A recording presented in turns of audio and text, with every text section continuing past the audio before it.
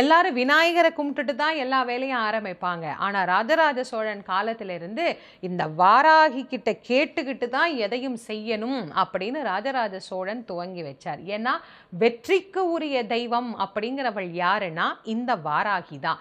அதனால வெற்றியை வாழ்க்கையில் நமக்கு பரிசாக தரக்கூடியவள். வேற என்னலாங்க இவள் தருவாள் அப்படின்னா நிறைந்த செல்வத்தை தரக்கூடியவள் இந்த வாராகி.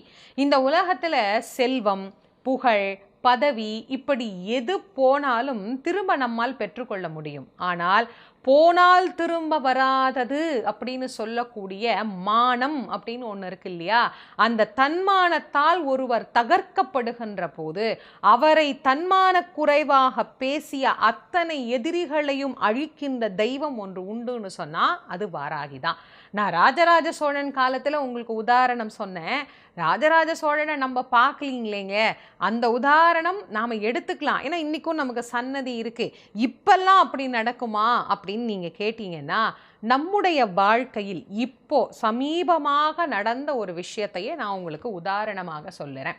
எல்லாருக்குமே தெரிந்த ஒரு பிரபலமானவர், நான் பேர் சொல்ல வேண்டாம் அப்படின்னு நினைக்கிறேன்.